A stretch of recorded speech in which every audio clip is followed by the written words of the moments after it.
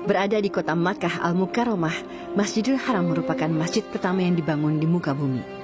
Sejarah Masjidil Haram tak lepas dari pembangunan Ka'bah yang merupakan arah kiblat bagi umat muslim dalam melaksanakan ibadah sholat.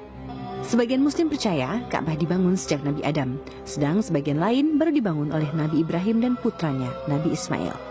Bangunan Ka'bah ini sempat rusak akibat banjir yang terjadi pada masa Nabi Nuh. Kemudian Ka'bah dibangun kembali oleh Nabi Ibrahim dan putranya, Nabi Ismail. Hingga pada masa Nabi Muhammad, yang dimaksud Masjidil Haram adalah hamparan tanah di lembah seluas 1.500 hingga 2.000 meter persegi dengan bangunan Ka'bah di tengahnya. Pada masa pembebasan kota Makkah, Rasulullah tidak melakukan renovasi, melakukan hanya menyingkirkan patung-patung di sekitar Ka'bah.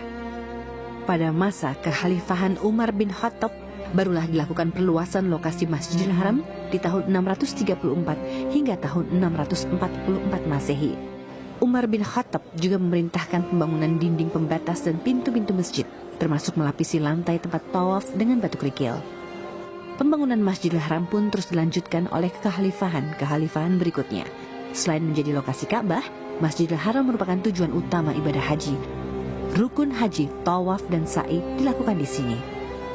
Berada di tanah haram atau tempat di bumi yang paling dicintai Allah Subhanahu wa Ta'ala, Masjidil Haram dijaga ribuan malaikat.